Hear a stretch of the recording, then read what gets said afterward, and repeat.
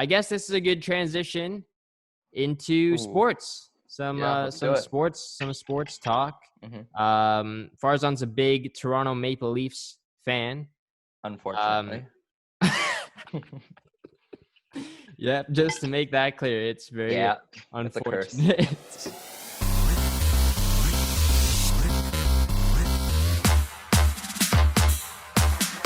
So I got really excited for a second yesterday. Yeah. Ontario announced the start of phase 2 of their recovery plan. Yeah. Their road to recovery from the coronavirus, which meant that most importantly, hairdressers and salons would be opening up, right? Oh yeah. I need a haircut big time. I know, me too. That's what I'm saying. But unfortunately, not in the GTA yet. Yeah, I saw that. So we're gonna have to wait. Yeah, that's unfortunate. A while, I think. I know. I mean, I think, I follow this one hairdresser that I go to on Instagram, and he's thinking end of July. So I don't know if I can really wait that long. But anyways, I don't know if you can tell, but I gave myself a little bit of a cut. Oh, you did? A little bit, yeah. Oh, that's nice. I cut the top a little bit. It's a little bit uneven, but it was just getting out of hand, so I had to do a little something about that. But I think a lot of people are gonna start resorting to their own family members cutting their hair. Oh yeah. Or just cutting by themselves. Yeah, I think I might have to go that route pretty soon, because this is. I'm not gonna pull it down, but it goes pretty far down now. It's a bit much. I think I might have to resort to that pretty soon. It's not that bad. Yeah. I think we'll hang in there. Yeah. Anyways, welcome back to Unlimited, episode number 2. Got a guest. Mr. Farzan Dubash is joining me today. So yeah, thanks for joining me. It's a pleasure having you on. How are you doing today? First, thanks for having me. Pretty good. It's quarantine, so not much going on, just trying to keep busy with school and stuff like that, and trying not to get too bored. Yeah. I mean, I think that's kind of what we're all doing. We're just looking for stuff to keep busy. And yeah, for sure. Yeah, how's school been going? Because I know you're taking a bunch of courses. Yeah, I'm taking a full term. Honestly, the only thing is it's a bit of an adjustment to taking every course online, because you don't get that human interaction. You don't get to talk to your professor. You don't get to meet your professors to get a sense of how they think, how they mark and stuff like that. That's been the only real adjustment. But some of the profs have dealt with that by doing, they do their office hours on calls and stuff. They can introduce themselves to you. You get to kind of build up a little bit of rapport with them. So that hasn't been too bad. And then the only other thing is just self-regulating yourself when you don't have a set schedule of getting up, doing everything online. It's been a little bit of an adjustment, but I'm hanging in there, I think. How's the sleep schedule been? Oh, lots of late nights. Schedule. Yeah, lots of late nights, lots of binge watching, whatever I can find. Yeah. Yeah, there's no real schedule in place. I have one morning class at 8 o'clock on Wednesday, 9 o'clock on Wednesdays. But other than that, it's just whenever I fall asleep and whenever I wake up, basically. Yeah, I think just having the motivation, that self-regulation that you would have during a normal school year, it's hard to keep that same motivation when the classes are all online, right? I think that's going to bite me come September. I don't know how I'm going to deal with it, but hopefully I'll be okay. It's going to be interesting to see what they do. Yeah. Has Ryerson announced what they're doing yet? They're not sure yet. No? They've said we want to try and have in-person classes as much as possible, but most of the classes will be online. Right. But in terms of my program in specific, I'm pretty sure they're going to try to have our lab classes that we would have in studio at the Mattamy Athletic Center. They're going to try and do them online. So, interesting. I don't really know how they're going to do it yet. It's definitely going to be a very unique situation. It's it's never been done before, right? Yeah. So, I don't know how they're going to manage to do it, but it should be interesting, and hopefully we get that same experience that we would get. Oh yeah, it's not going to be the exact same, but hopefully as similar as possible, I guess. Mm-hmm. Well, I think the other thing with September is that they've had 4 or 5 months to plan at this point, so hopefully it'll be a little bit more like what we're used to, even when it's online. Yeah. They've had more time to prepare everything to kind of simulate, I guess, in-person experiences. Hope so. Yeah, I agree with that. They definitely have a lot of time to think about what they're going to do. Yeah. So I guess we'll move on to, our first topic Mm-hmm. of discussion. First of all, we're not a politically based podcast. Trying to stick, with sports or lifestyle as much as possible. But this is a topic that's bigger than politics. This is humanity. This is the world that we're living in right now. So I guess when we're discussing this topic, I want to look at as many positives as possible from this, unfortunate event, horrendous time that we're going through right now. Looking at some positives of the George Floyd death and the protests going on in America right now. We have successfully increased the murder charge of Derek Chauvin from 3rd degree to 2nd degree. We have had the 3 other officers charged. The Breonna Taylor case is being reopened and looked at. We have reinvested over $100 million into communities of color in LA as well. And that happened all in 1 week. Yeah, it's been a crazy week. I know. It seems like we are moving in the right direction in some way. So I guess I just want to get your thoughts. What are your thoughts on, everything that's been going on recently? I know that, you've been doing a great job of posting stuff on your stories on Instagram. Yeah. I'm seeing all that, just spreading awareness. So shout out to you for doing that. And yeah, just what are your thoughts? First thing I guess is like although all this positive stuff has been done, like there's still such a long way to go. Like even at the protests and stuff, there's been a lot more there's been a lot of racism, there's been a lot of police violence there. Like I don't know if you saw the guy in Buffalo, the old man who got who went up to a police officer. He got pushed back, he landed on the back of his head and started bleeding, and then the officers just kept walking by. Like all of that it's still a very big problem that needs addressing, and it's a very, in my opinion at least, it's a very systemic problem. It's not just I don't know how to say this probably, but it's not just like the police, it's just the society as a whole, how the amount of power we give to the police, the lack of oversight essentially. Like in the George Floyd case specifically, those police officers would not have been charged, it doesn't seem like, without like the amount of protesting and the amount of coverage that it got. So I think while I agree with you when you said it's a step in the right direction, but I think there's a lot more work essentially that needs to happen before this is eradicated essentially. Yeah, definitely. Yeah, you touched on, that event that happened in Buffalo. Yeah, I guess, there has been a ton of problems surrounding the protests. Right. So far that we've seen. Trump obviously said that he would implement U.S. military as well. And then, like officers at the protests, shooting tear gas, rubber bullets, pushing exactly those rubber bullets, pushing people back. And these people are just trying to protest peacefully. Right. So, there are good cops, but at the same time, there are still those bad cops who, they're possibly similar to Derek Chauvin. There's still those cops out there. So I do question the safety. I did say it's a step in the right direction, but yeah, you still have a long way to go with it. I guess just going back to the whole like safety at the protests, are you worried about, the safety for those people who are trying to protest? Do you think it's kind of dangerous going out there nowadays? Well, obviously, I know this isn't really what you're touching on, but I'll touch on this for the whole COVID angle, right? Yeah, the COVID, and also just, being out there with those police officers who are firing. Yeah. Well, obviously, yeah, for sure. I think it is pretty dangerous. Like we've seen a lot of, or at least I have on Twitter, there's a lot of videos around of police officers just like escalating the situation essentially. And even journalists are getting tear gassed or hit with rubber bullets when that's not supposed to happen. Yeah. Not saying that the regular protest shouldn't happen to anyone who's peacefully protesting. And I think that's, in a way, it's shed an even bigger light on the problem. Because if you think about, the people are protesting police brutality and getting met with even more police brutality. So I think in that sense, yeah, it is dangerous, but I really admire the people who can go out and do that knowing knowing like the danger that they're in because they know that it's a good cause and that they have support. Yeah.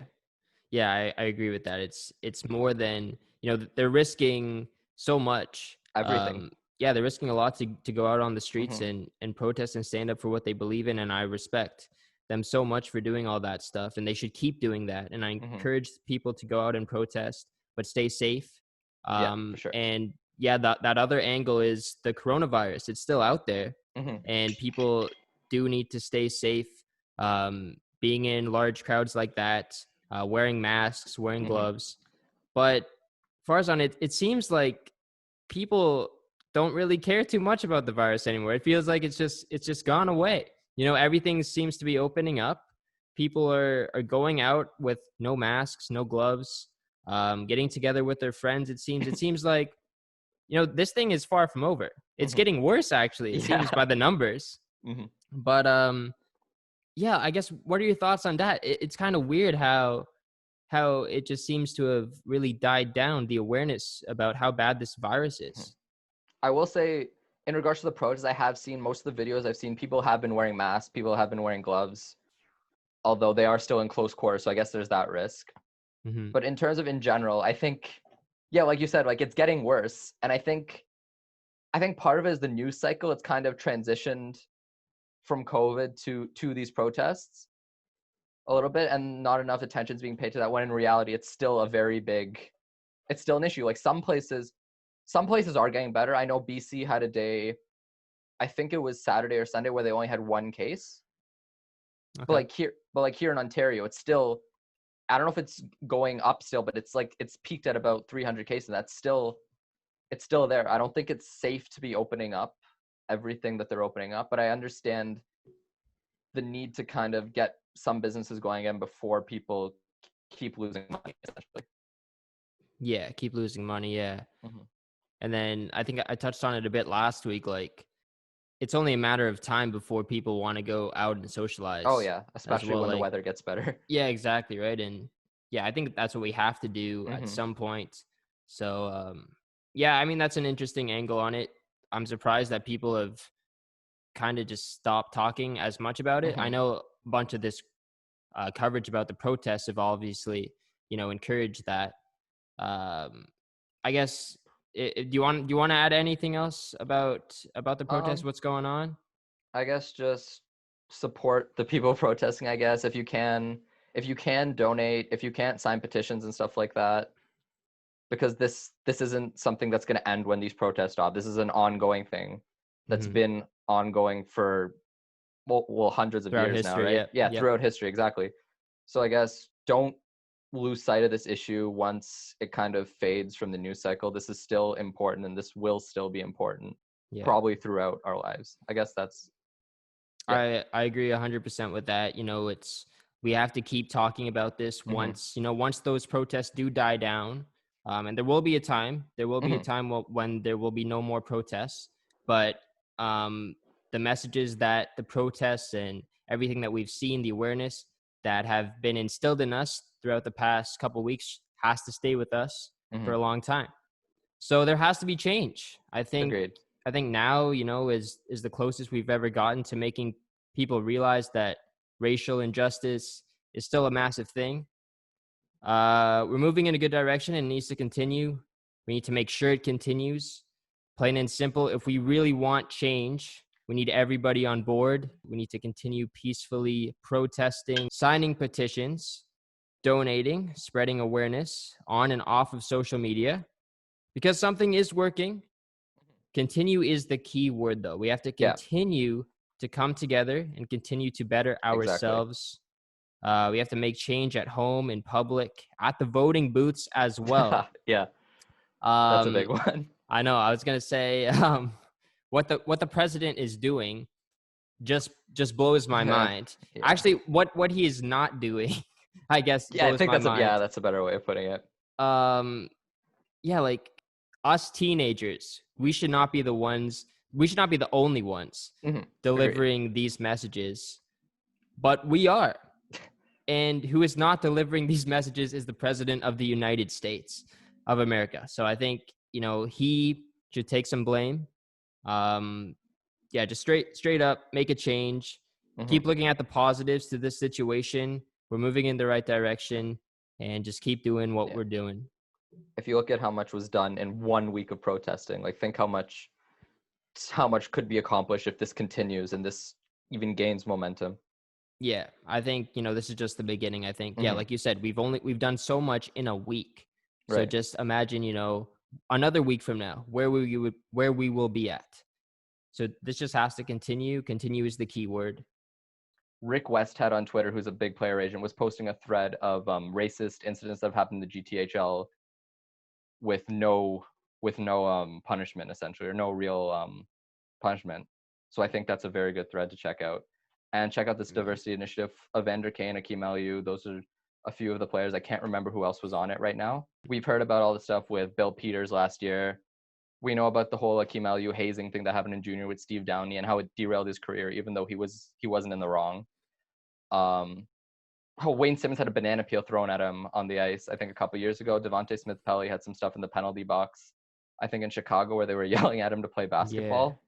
Yeah. So I think this is it's a really good initiative. Let's move on to Drew Brees. Right.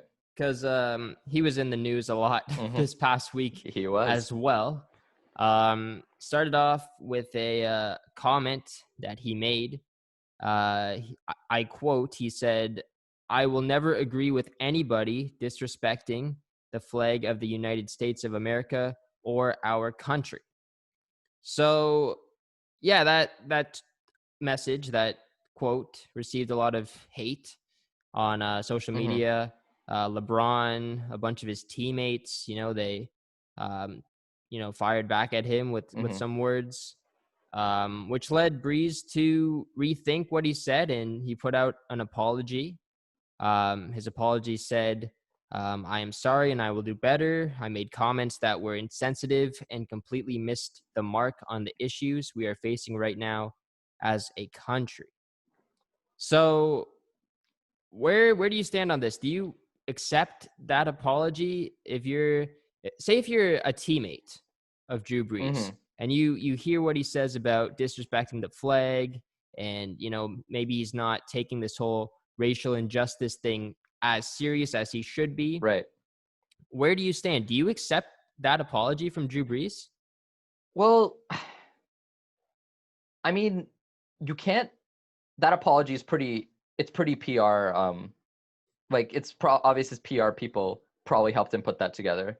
What would make me accept an apology as his teammates, I think, would be showing that he's learning from this, showing that he's improving, showing that he actually understands the issues and he's working to better them. Anyone can issue an apology on social media. What matters is what you do, showing your receipts, as I think Steve Dangle says on his podcast sometimes. Show receipts of what are you doing to show that you understand this apology, that you understand this issue. What are you doing to better this issue using the platform you have as a rich white man, essentially, who's probably one of the best known athletes in the United States? What are you doing to help fix that, basically? So I think if I was teammates, I think this is a step in the right direction as long as he continues with it. By itself, I don't think it's very much. Yeah, I think, exactly. It's as simple as actions speak louder than words. Yeah. So I do see what Drew Brees is trying to do now. He put out that video apology on Instagram, and it did feel pretty heartfelt. But yeah, I agree with you 100%. I would not accept that apology just yet, everybody. I think just wait and see what he does. I think it might affect, that Saints locker room next year as well. So see how his teammates react to it as well, both on and off the field. But I do kind of like what Drew Brees has done since that apology. He is posting a lot of love, or not a lot of love, but a lot of awareness on social media, posting on, I think, his story a little bit and just making posts. Okay. I don't think I follow him, so I don't know if I've seen that. I don't follow him either, but he had this one post that blew up that was just a photo with white text saying to President Trump, and in the caption he wrote, "We must stop talking about the flag and shift our attention to the real issues of systemic racial injustice." So this was right after Donald Trump replied to Brees's earlier comments. Okay, I did see that part. Yeah. He basically said that Trump said that he didn't think Brees was in the wrong for what he said. So then Brees fired back at him saying like, yeah, no, this is serious. I was in the wrong and we need to focus on, what's happening and not just about the flag. I touched on the Saints next year because that's gonna be interesting. Very interesting. I mean, Drew Brees, like Hall of Fame quarterback.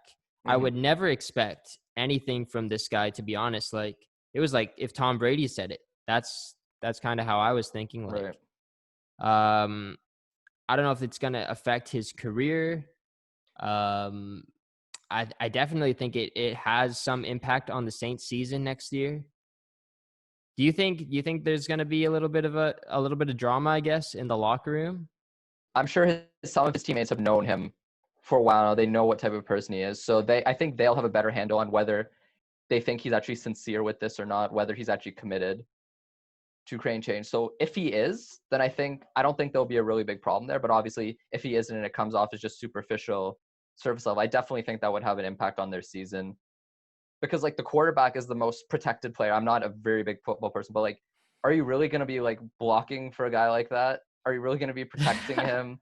Like, risking all like your career, essentially your livelihood, your head, like all of that. I think there's a little bit less motivation to do that when if that guy shows he doesn't care about you. If that makes sense. Yeah, I guess if you're like an offensive lineman or something and you have like Von Miller or something lined up against you, you might just let him get by for like one or two times. By, but like just it's hard to rally, like, because and football especially is like it's such a team cohesive sport, so it's hard to rally behind that when that person doesn't care about what you stand for. Yeah, I mean he's the captain of that team. He's the anchor. He's been there for so long. He's the leader, Super Bowl champion, coach loves him. This guy, if things go south with your quarterback, there's not much like there, he's your most important player on the team. So I mean, I'm cheering for Drew Brees. I hope he rebounds. I hope he does good things. I don't want the Saints to crumble because of this, because they are a good football team and we need the Saints to be at tip-top shape, providing good entertainment for us, especially if there's no fans next year.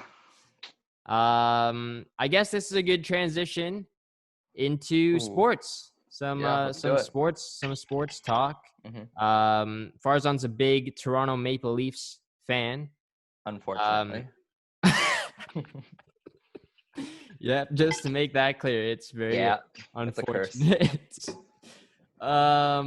Anyways, NHL, they kicked off phase 2 yesterday of their plan to come back and play, their return to play.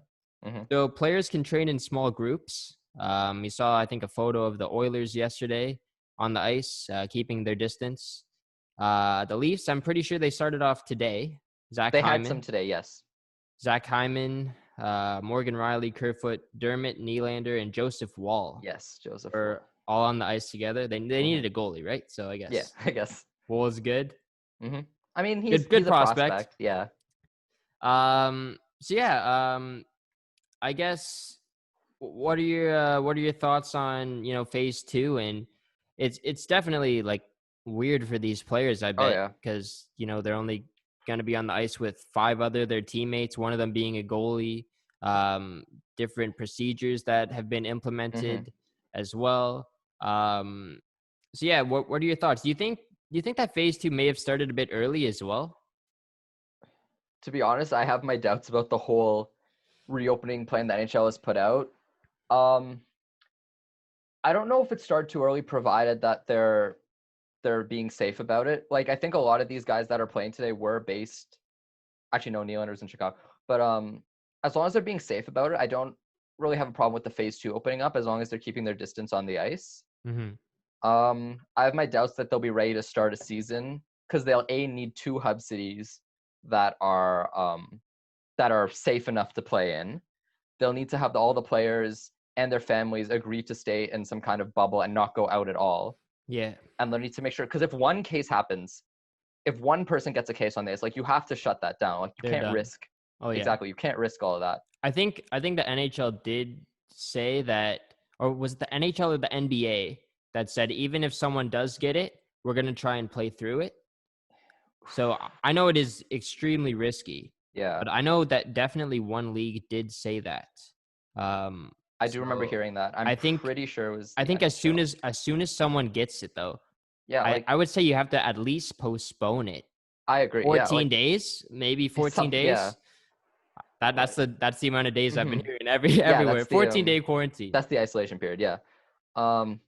Yeah. Like, I don't understand, because, like, if you infect, like, we saw what happened with the Utah Jazz the first time. Like, Rudy Gobert had it, and then within like a week, you got like a spiderweb effect of other players getting it. And then I think one of the Ottawa Senators had, and you saw a little bit of a spiderweb there with other players getting it. So, like, I don't think it's smart. Like, these guys are professional athletes. Yeah, they're in better shape than most people. But if one of them has some kind of lung thing, or like, let's say Max Domi, he has diabetes. He's at higher risk for this. Mm-hmm. So if someone dies from this, like, it's not worth the risk, I don't think, of keeping playing. I think there actually is a rumor that Domi might not even play. He might just I did see that. Yeah. So I mean Montreal needs him, but it's not about the games itself. It's just about, staying safe. Exactly. I think that's the main thing that NHL needs to worry about. It's not so much about the format, how we're gonna award a Stanley Cup. That is what it is. Like that comes second. Mm-hmm. First is making sure that everybody stays safe and is healthy, and they're going to be there for their families in some way as well. I guess we'll move a little bit away from that COVID angle now, and we will focus on the format, on the team and the format. So they made that announcement that it's going to be a 24-team playoff format. Play-in round is best of 5. Every round after that is best of 7. 24 teams. Is that too many, or is that a good amount? I mean, I think a little bit less would have been better, but the reason they did it is because some of their highest like revenue places, Montreal and Chicago, were in the bottom couple teams of that. So that's why they did 24. I think it's a bit too many, and obviously you run the risk of, like, I don't know who's the lowest team ranked. Chicago's, I think, the lowest team. If Chicago wins the cup, not saying I think they will. I think they get destroyed by the Oilers, but like, that's a hot take. I don't know. I don't bet against McDavid. True. Fair enough. But if a team like that wins the cup, like, that's gonna cause a lot of like ripple effect. Like, okay, think about it from the Oilers' perspective. They were fighting for a playoff spot, but pretty clearly in one. Like, they weren't. I don't think they were gonna miss the playoffs unless they would be in a top 4 spot. In their conference, if not for that points percentage stat that pushes them out of that. So let's say they lose to Chicago in the play-in, right? Yeah. Then they're in a lottery position. Then they could potentially have a lottery pick, right? Yeah. So, like, I understand why they did it, because it's not fair to completely, like, just go 16 teams and, like, screw everyone else who wasn't in a spot at that time. Because, like, I think Winnipeg lost their last game, or Vancouver lost their last game, and they would have been out of a playoff spot. But it's not fair to do that. So I understand why they went 24. But I think there's a very real risk of some crazy upsets happening that'll kind of redistribute the balance of the NHL in terms of draft picks and stuff like that. Like the Edmonton example. Imagine they get Lafreniere now. Like, yeah, it's a really, or even the Leafs. Like, if they lose to Columbus, win the draft lottery, like, it'll be a weird situation for sure. Yeah, I think they have to figure out another way to do the draft lottery. So they announced their format, though. Didn't they announce that there's going to be 2 lotteries? There's going to be one like before the play-in and one after? Mm-hmm. But the one before the play-in has all of the teams that lose the qualification round as placeholders. Okay. So it's still, like, those teams are still included. It's just you don't know where everyone's going to fall. Mm-hmm. So, yeah, geez, like, the format's Leafs still getting there. Lafreniere. Even, like, the Penguins getting Lafreniere. Yeah. Yeah, Like any of those playoff teams. I guess. Like, I don't know. I'm just happy that, the NHL has figured out something Oh, agreed. Yeah. that could work. But yeah, it's definitely going to be a ripple effect. Like, this is going to affect next year with the draft and trades and whatever. And actually, teams that aren't in the playoffs are allowed to trade. They are. Now. I saw that. I mean, that kind of, I'm sure that happens anyways. Like, I know teams probably have like handshake deals during the playoffs if both teams are out of it, like talking about draft day trades or at least negotiating. Like, I don't really have a problem with that. But I do hope that we get some like announced trades like in between, because that just gives us something to talk about. That would be interesting. Exactly, yeah. Yeah, it gives us some news, and it also keeps those teams busy who aren't in the play-in round, who won't be going to a hub city, because they're going to be just staying at home for. Yeah, a lot of those players are going to be very. Like, when's the next season going to start? Like, if we finish in October or like late September, then there's going to be months off. Obviously, you can't just start the season right away. So there's a chance players get 6-7 months off if they're not playing, and on top of that, they've already been sitting out for 3 months, right? 3 months, yeah. So they're gonna have like 9-10 months off without being on the ice, with probably not staying in shape. It's gonna be really bad for those teams who are trying to stay competitive, trying to make the playoffs next year. And, they're not going to be playing any games. So there's nothing the NHL can do about it. They've already decided on the format and everything. So, yeah, it's just a really unfortunate, tricky situation. Let's move on to I didn't really know if I wanted to dive too much into this topic right now. But Leafs play the Blue Jackets. So let's talk a little bit about it. Got a Leafs fan here, so I gotta ask him. In my opinion, I think the Leafs got to win the series. They're gonna win the series.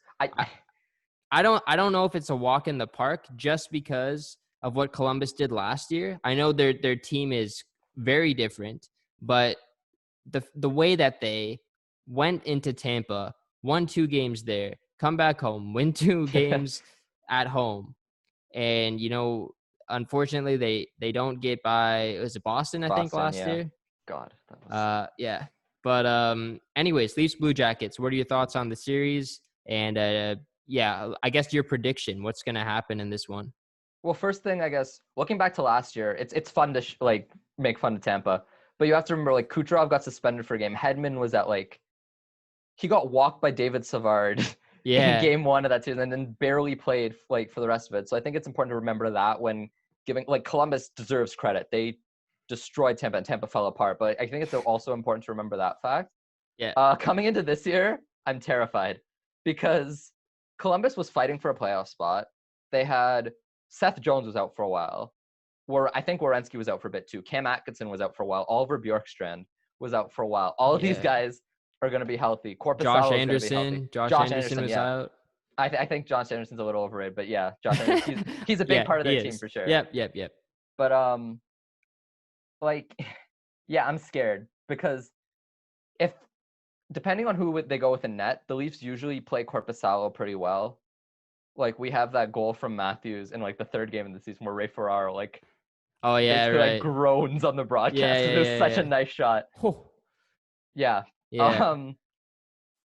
Elvis Merzlikins. If he plays well, Jordan Binnington 2.0. Yeah, you never know.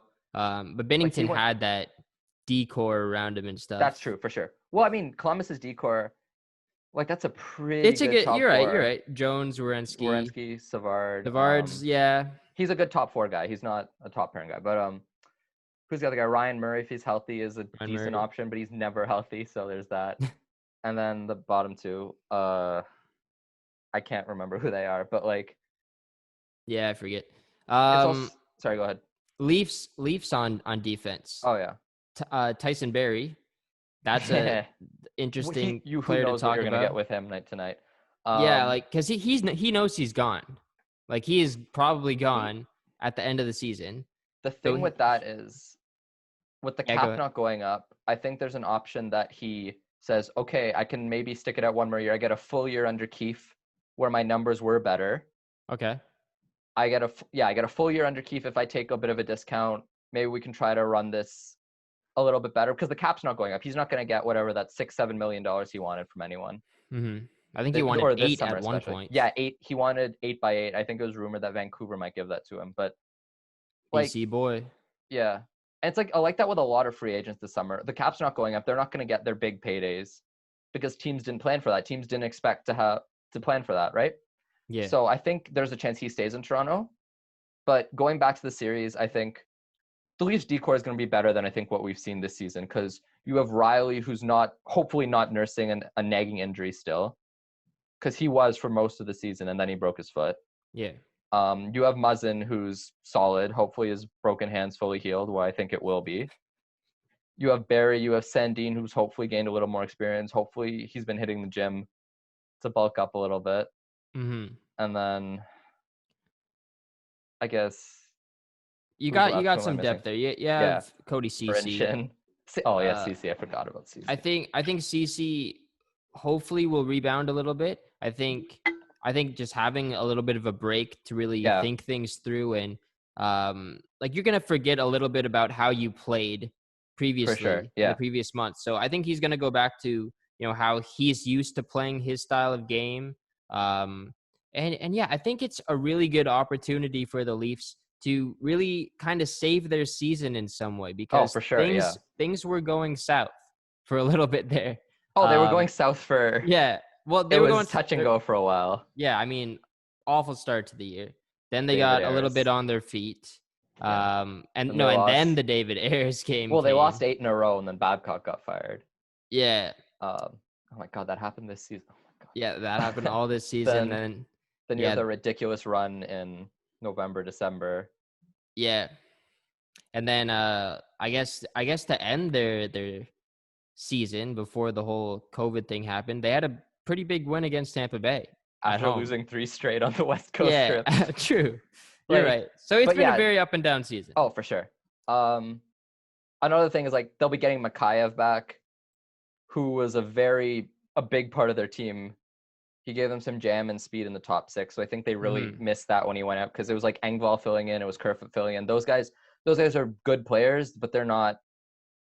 I think I'm overrating Mikheyev a bit because we've only seen him play like 40 games, but based on how he played this season, I think he's a better player than those guys.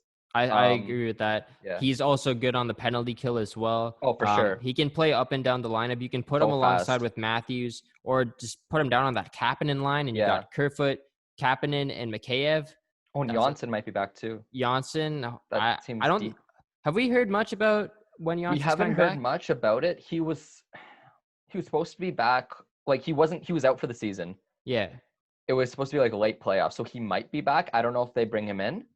Mm-hmm. And also they've said Nick Robertson's going to be with the team, so that's another option. And then speaking of up and downs, Freddie Anderson, like, he's had a rough season. Hey, he's got some new pads. He's got some new goalie pads. He's been staying with Matthews in Arizona, so hopefully he's been chilling out a bit. Austin's been firing some shots at him, so hopefully. He's in game shape. Hopefully not the head, but exactly. I think all of those things are nice, but if Anderson doesn't play well, like, there's not much there. I mean, I think maybe also just the fact that it isn't Boston in round 1 puts a little bit of weight off the Leafs' shoulders. Like, they know that they're the favorites to win this series. Oh yeah. Maybe they're feeling a little bit more confident going into it this time around, knowing that they don't have to go into TD Garden. Yeah. And play the Boston Bruins in that perfection line, and play in front of those fans. I hate that nickname. So I think it is a good thing for the Leafs that this happened the way it happened, and they might have to go into Columbus. That Columbus might be a hub city, or Toronto could still be a hub city if we get our cases down. Exactly, and we waive that 14-day quarantine that we have right now. Well, I think the plan was that they'd all go to the hub cities early so they could get that 14-day quarantine anyways. Oh, yeah, true. I guess that makes sense. Okay. Yeah, that's good then too. I think Toronto would be a great place to have it. So we have so many places that they could play as well. We have the media coverage. And the facilities are top-notch, the exactly. MLSE ones. So yeah, I guess my take on the series is that, the Leafs, they should win this series. Hope to God they have the advantage at forward, defense, and goaltender, in my opinion. They have the depth. Sheldon Keefe, he's had great success with the Marlies in the playoffs. I think Leafs in like 4 games. Leafs in 4 games. It's not a sweep because it's a 5-game series. So Leafs take the series 3-1, in my opinion. Do you want to make a prediction? You want to make a bit of a hot take about where this series is going to go? I know it's still very far away from when this series is actually going to happen. So the prediction is a little bit of a way too early prediction, I guess. But take a shot at it. Well, I think I agree with you on that. The Leafs are the better team if their guys show up. Yeah. So that's Barry playing well, not making uncharacteristic turnovers. That's Nylander and Marner not trying to do too much, making the plays that they know they can. That's Anderson being the rock that we've seen him be. So if all of those things go right, I think Leafs in 3, to be honest. Whew. I think Matthews is going to come out firing because he would have hit 50 goals this season. And he's probably mad they didn't get a chance to hit that. He's going to miss out on the Rocket by 1 goal because it's going to go to Ovi and Pasternak now. I think I think Ovi and Pasternak. But I think he comes out firing, and I think he comes out this playoff, especially with something to prove, because he didn't get to finish his season. So I think Leafs in 3, if all those things go right, especially if you get Mikheyev back, if all of those things go right, Leafs in 3. If all those things go wrong, Columbus. Oh no. Yeah. Well, if all those things go wrong, you still got the lottery. Yeah, and as long as it's a top 10 pick, otherwise Carolina still gets it. So true, you're right. Yeah. Yep. Well, that's what you got to do if you have cap problems. That's true. Every team's gonna have cap problems this summer. Yep. Or it is summer, but after the season ends. Yep. Yeah, it's gonna be interesting to see how that NHL season unfolds. Moving on to a little bit of NBA. They also announced their return to play plan. They're going to be playing in Disney World. Yeah. They got 22 teams heading over to Florida to play in a 8-game regular season wrap-up, a possible play-in round for the 8th playoff seed and playoffs. And so it's all going to be at ESPN's Wild World of Sports complex. So that's should be interesting to see what happens there. I know they have all, that media stuff over there already and good facilities, I guess. So, it's cool that the players are all going to be in that hub as well. So I think, the NBA is doing a good job with safety first, I guess. And also they can bring their families with them as well. I think families can even be in attendance for playoff games as well. I think you're right on that. I think I'm right. They also announced some tentative dates as well. Yesterday, I think it was August 16th. They want to get things rolling with their play-in tourney, and NBA Finals is set to start on September 30th. Wait, was August 16th the start of the playoffs or the start of the 8-game play-in? Start of the playoffs. Okay. So because what I saw was like they'll start the play-in game, the 8 games on I think July 31st or something. July 30th. July 30th. Yeah, my bad. I should have said July 31st is the official start day. Right. Playoffs start on August 16th.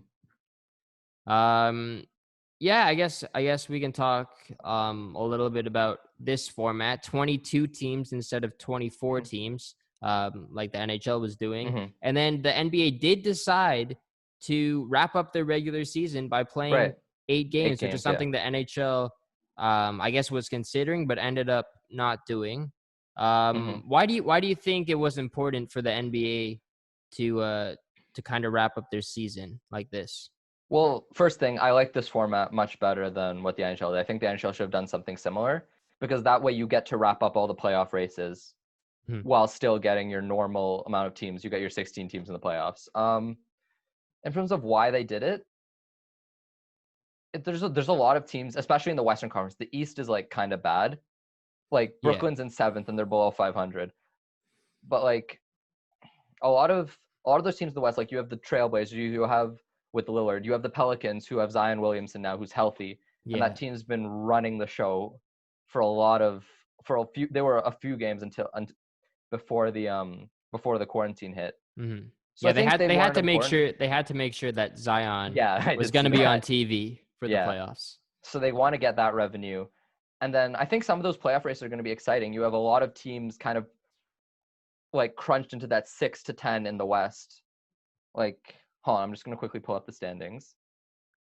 Yeah, there's a lot of teams that were fighting for spots there. So yeah, it does make sense that you want to give each of those teams a fair shot in making the playoffs first and foremost. Right. And then when they do get in, like there's going to be some intriguing matchups as well when the bracket gets announced.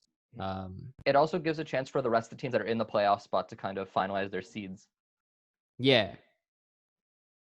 Yeah, exactly. Did you pull up the standings at all? Yes, I did. So in the East, it's Bucks, Raptors, Celtics, Heat. That's your top 4. Then you have the Pacers, the 76ers, the Nets, and the Magic. Mm-hmm. And then the Wizards are the only team from the East that are competing that are still playing. Okay. Because they were 5.5 games out of the 8th spot, but the NBA is letting them still play. I'm interested to see for the Wizards if John Wall plays, because he's missed a season. He hasn't played this season. I'm pretty sure he missed a lot of last season as well. If he comes back, I think he's a bit of a wild card. Yeah, I think there are rumors about him coming back. Mm-hmm. And then they still have Bradley Beal. Yes. So can't count him out, I guess, too much. Those teams gave the Raptors a lot of problems in those early playoff series. Yeah, exactly. Right. And then also talking a little about Brooklyn, there was news that Kevin Durant will not be playing. He's going to be shut down. Mm-hmm. I guess, if you're a fan of the Brooklyn Nets, you are a little bit upset because, you obviously want to see him play with Kyrie in the playoffs in Disney World. Like that's going to be epic to watch. That would be fun, yeah. But I guess from a management point of view, and from my opinion on it too, looking in on this is, I think it is the right decision because you really want Durant to be like, I don't know if he's ever going to be 100%, but you want him to be you want to be as close to 100% as possible. Right. So I think, you don't want to rush him back in, the fact that it's like a weird playoff format as well. I think, not putting him in that environment is going to help his recovery. And now he's able to get a lot more months of rest and have him ready for next season. And also, I don't know if Brooklyn was really a true contender this year. Like, I know it's Kevin Durant, and if he comes back into the lineup, it's big. But I think it's too risky to just throw him in the Thunder and expect Kevin Durant to be Kevin Durant right away. Right. So I think it's a smart move for Brooklyn. Do you have any thoughts on that? Well, yeah, like I agree with what you said. Raptors fans might actually be happy about this because right now they're slated to play Brooklyn. Yeah.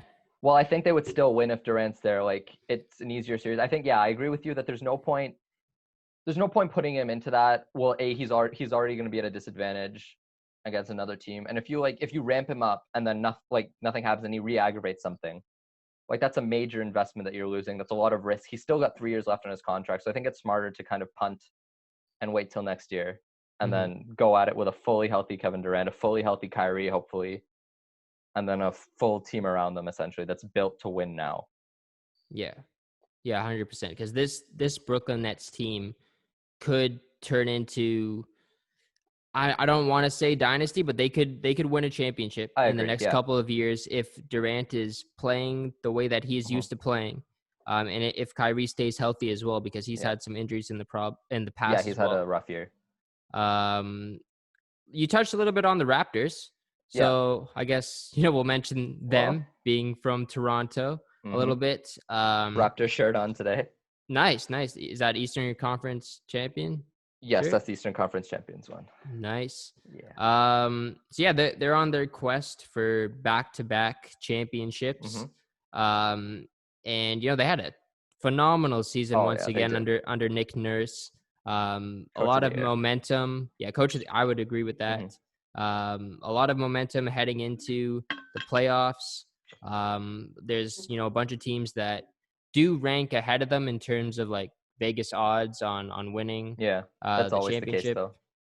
But yeah, you're right. That's always the case, like the Lakers, Clippers, etc. No one's gonna bet on Toronto, especially without Kawhi. Yeah, I guess just like where do you expect the Raptors to finish in these playoffs? Do you think they have another chance at repeating Eastern Conference Finals? Let me ask you this: what would be a disappointment for you? Well, I think it depends who they play. Like, I'm looking at it this way. So first round, you're probably playing Brooklyn, okay, Orlando, fine, Washington, maybe. But if the Phillies in the 6th seed right now, I think that would be the roughest matchup for them. And a lot of that hinges on Marc Gasol, because last year Gasol shut down Embiid for the most part. Even though Embiid wasn't fully healthy, he shut down Embiid, and that even then they took them to 7 games. So I think if you play Philly first round, it makes it a little rougher for you. Yeah. But if you play Orlando or Washington or Brooklyn, I think it's a disappointment if you lose that series. And I think overall a disappointment would be losing in the 2nd round. Because I look at it this way. Yeah. Indiana, they've played hard all year. They've beaten them all year. Miami's got Jimmy Butler and Iguodala, who hasn't played half the season. But I think Siakam is better than Butler right now, anyway. Yeah, I would say so. And then Boston and Milwaukee are the rough ones. I think you have to go through at least one of them. So, and I think that would be a conference final. So I'd say 2nd round is a disappointment. Conference final, if you win that, like, if you're there, hey, it's fine. You lost in the conference final, but that's a big win, I think. If you get to the conference final, and because like it's probably going to be the Bucks, I would say. I think I have the Bucks going to the NBA final. I don't know who's going to be there in the West. It's a toss up, I think, between the Clippers and Lakers. The Lakers, yeah. But yeah, I think if you get to the Eastern Conference final, that's a pretty big win as well. Like you said, you're going to have to go through one of Philly, Boston, or Milwaukee at some point. 2 of those. Yeah, exactly. Probably 2 of those. Yeah. And then, even Orlando might not be a walk in the park. Brooklyn might not be a walk in the park as well. So, yeah, I think definitely, second round could be a bit of a disappointment. 3rd round would be terrific. Back-to-back trips to the Eastern Conference final, like I'd be more than happy with that. And all of their guys have gotten better this year. Like, you lose Kawhi, but Siakam's a star now. Van Vliet is a free agent after this season, which will be interesting. Kyle Lowry is still going strong. Powell had a very good season. Yeah, and even off the bench, Hollis Jefferson was good when he stepped in. Matt Thomas just hits threes and does nothing else, but that's kind of fun. Too. Yeah, guys just stepped up. Kyle's stepped up as well. It's like just next man up. Surge is still Surge. Yeah, exactly. It's next man Ibaka's having a very good year. So yeah, I'm excited to see what the playoffs have in store for the Raptors, and it should be interesting. We're the champs still. We are still the champs. We are, yeah. We're coming up on a year anniversary as well of winning. That should be soon. Yeah. I'm excited to see what happens. For sure. So that's it for NBA news. I did want to mention this a little bit. UFC happened last weekend. Not too big on UFC here at this Unlimited podcast. I don't know that much, but it's kind of the only sport that's really going on other than soccer, but I'm not big on soccer. Yeah, me neither. That much. Well, there's Korean baseball, but that's at like 2 a.m, and I haven't had time to watch that. And speaking of baseball, MLB draft tomorrow as well. Yes. Blue Jays have the 5th overall pick. Don't know these prospects, but hopefully we get someone good. Get us an outfielder or a pitcher. We have enough infield depth. Yes, an outfielder, please. That would be terrific. But take the best player available. For sure. Not an infielder. Take the best player available. That's not an infielder. Or just convert him to an outfielder. That's fine exactly. too. Kevin Biggio. Try and convert him. Or should I say Lourdes Gurriel Jr.? Yeah, Gurriel. So. Conor McGregor, I was going to talk a bit about. He announced his retirement. Again. Wow, what a career for Conor McGregor. I don't believe it. Like, Yeah. That's my opinion. I think he's definitely going to come back and he's going to fight Floyd Mayweather eventually. But yeah, anyways, he put out that retirement tweet, I believe it was. And I think Mayweather commented on that tweet yeah, he did. He was trash talking. Yeah, he said, if you decide to come back, I will be waiting to punish you again. So, I mean, I think it's happening. I think the money's going to be there for these two. They had a terrific first fight. So, it was a knockout by Mayweather. Yeah. TKO. But was it a knockout? I thought it went it went the distance? I don't know if it went the distance. It went quite a few rounds. I don't remember if he knocked him out, but I'll defer to you on this because I don't think I watched it. It wasn't. I'm pretty sure we all watched it. I think we watched it. Oh, we did. Yeah, we did. I know. Yeah. I don't think it wasn't. It wasn't like. Yeah. It was a TKO. It was a technical knockout. So he didn't actually knock him out, but I think the ref called it off. He dropped him. Yeah. Yeah. It was like the 7th or 8th round. Yeah, it was late. It was late. Yeah. And yeah, I remember that fight. McGregor got off to a pretty good start too, but then Mayweather just kept battling back. Tired him out. Yeah. Yeah, that's why he's the best, undefeated. Yeah. I think all of these guys retire until the money's there for them to come back. Like, yeah, I think I agree with you that it's going to happen again. I don't believe it. Hasn't McGregor announced his retirement, I think, twice before this? Yeah, and same with Floyd, right? He's announced his retirement as well. So until they get more money to fight. Yeah, exactly. And like, what do you really need more money? Like, you guys are rich. You guys are so rich. I guess. Yeah, I know. Yeah. I'm not a professional boxer. I don't know how it is. Anyways, let's move on from UFC, I guess. So you got this thing going. You got this thing called the Mentorship Spot. Yes. I don't know too much about it, but I'd like you to take it away and tell us a little bit about what it is. Okay, so basically this is a volunteer organization. It's started by university students. I'm one of the VPs right now. Basically what our mission is to help high school students transition into university. I know for me specifically, moving away from home, it's rough. It's a completely new environment. You have to learn how to best study, learn how to fit in like a residence. It's a completely new experience for everyone involved. It's nothing like high school. It's nothing like living at home. And there's a lot that goes into that. And I felt like I had to learn that on the fly in university, which is stressful. Not gonna lie, right? Yeah. So what we do is we do a couple of things. The first thing and our major thing is we pair up high school students who are interested in particular programs. We do grade 11s and 12s. We pair them up with university students that are in their specific program that they want to get into, or at the specific school, depending on what you want. So once we pair you up, you get this mentor essentially to talk to you about basically anything, like whether that's admissions, whether that's campus environment, whether that's how to study best, what courses to take.